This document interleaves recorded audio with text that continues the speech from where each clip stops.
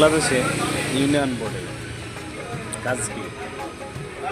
চাল দেয়া বা গম দেয়া বা বেসন দেয়া, হ্যাঁ, অন্য কোনো ইউনিয়নের কি ঝামেলা নাই? বা ইউনিয়নের যে চেয়ারম্যান হয় বা মেম্বার, এরা তো সরকারি লোক হয়ে যায়।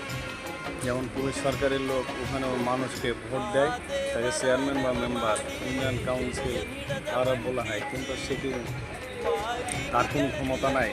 পাবলিকের সে কি কিছু সুবিধা বা অসুবিধা দেখবে না? একটা ইউনিয়নে 40,000 বা 39,000 লোক আছে, সেই লোকের দায়বদ্ধ সেই চেয়ারম্যানের, সে প্রধানের। কিন্তু সে প্রধান সুবিধা কার, কার কোনটা সুবিধা বা কার কোনটা অসুবিধা, এটা কি সে দেখবে না নাকি? না দেখে বা গম চাল বেসন এগুলাই দিয়ে কি ইউনিয়নের কাজ বা কাগজপাতি করার এটাই কি কাজ? না অন্য কোনো কাজ আছে ইউনিয়নের? কি অন্য কোনো কাজ যদি না করে, তাহলে ইউনিয়ন বোর্ডে ভোট দিয়ে প্রতিনিধি বানানোর কী দরকার? আরও অন্য ঝামেলা আছে, সেগুলা তো চেয়ারম্যান মেম্বারদের দেখতে হয়। যে সেগুলা না দেখলে কি হয়? আপনাদের কাছে আমার অনুরোধ হলো, আমার কথায় যদি ভুলভ্রান্তি থাকে আপনি আমাকে মাফ করবেন।